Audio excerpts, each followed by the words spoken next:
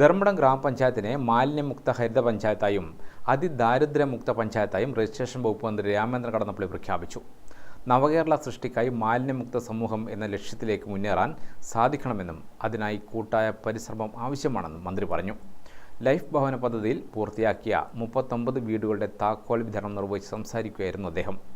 Thalassery block panchayat president CP Anitha അധ്യക്ഷയായി.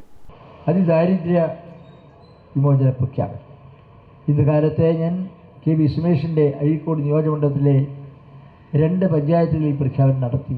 ധാരാളം ആളുകൾ, സ്ത്രീകളും പുരുഷന്മാരും കുട്ടികളും എല്ലാം ഉണ്ടായിരുന്നു. ഇതാണ് അതിദാരിദ്ര്യത്തിൻ്റെ പിടിയിൽ അമർന്ന ഒരു കാലഘട്ടം ഉണ്ടായിരുന്നു.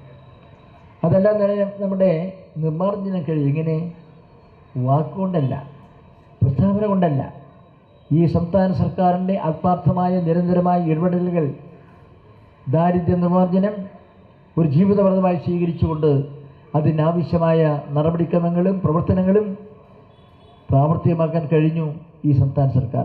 അതിദാരിദ്ര്യത്തിൽപ്പെട്ട 19 കുടുംബങ്ങളെ കണ്ടെത്തിയാണ് ലൈഫ് മിഷൻ പദ്ധതിയിലൂടെ ഭവന നിർമ്മാണം നടത്തിയത്. ആവശ്യമായ ചികിത്സ, ഭക്ഷണം തുടങ്ങിയവ നൽകിയാണ് അതിദാരിദ്ര്യത്തിൽ നിന്നും ഇവരെ മോചിപ്പിച്ചത്. മാലിന്യമുക്തം നവകേരളം ജനകീയ ക്യാമ്പയിന്റെ ഭാഗമായി പഞ്ചായത്തിന്റെ നേതൃത്വത്തിൽ നടത്തിയ മാതൃകാ പ്രവർത്തനങ്ങളുടെ അടിസ്ഥാനത്തിലാണ് ധർമ്മടം പഞ്ചായത്തിനെ ഹരിത പഞ്ചായത്തായി പ്രഖ്യാപിച്ചത്. മുഴുവൻ വീടുകളിലും റിംഗ് കമ്പോസ്റ്റ്, വാർഡിന്റെ വിവിധ ഭാഗങ്ങളിൽ 15ഓളം ബോട്ടിൽ ബൂത്തുകൾ, MCF കെട്ടിടം എന്നീ അടിസ്ഥാന സൗകര്യങ്ങൾ പഞ്ചായത്തിൽ ഒരുക്കിയിട്ടുണ്ട്. 24 അംഗ ഹരിതകർമ്മസേനയാണ് ഗ്രാമപഞ്ചായത്തിൽ പ്രവർത്തിക്കുന്നത്. 18 വാർഡുകളും ഹരിത വാർഡുകളായി പ്രഖ്യാപിച്ചു. 16 ഹരിത വിദ്യാലയങ്ങൾ, 240 ഹരിത അയൽക്കൂട്ടങ്ങൾ, 6 ഹരിത കലാലയങ്ങൾ, 25 ഹരിത സ്ഥാപനങ്ങൾ, 28 ഹരിത അങ്കണവാടി, 7 ഹരിത ടൗൺ, 9 ഹരിത വായനശാല, 1 ഹരിത ടൂറിസം, 2 ഹരിത പൊതുയിടം എന്നിവയും പ്രഖ്യാപിച്ചിട്ടുണ്ട്. മാലിന്യ സംസ്കരണവുമായി ബന്ധപ്പെട്ട നിയമലംഘനങ്ങൾ കണ്ടെത്തുന്നതിന് പഞ്ചായത്തിന്റെ നേതൃത്വത്തിൽ വിജിലൻസ് സ്ക്വാഡ് രൂപീകരിച്ച് പരിശോധനകൾ നടത്തിവരുന്നുണ്ട്. ഇതുവരെ 1,26,000 രൂപ പിഴയായി ഈടാക്കിയിട്ടുണ്ട്.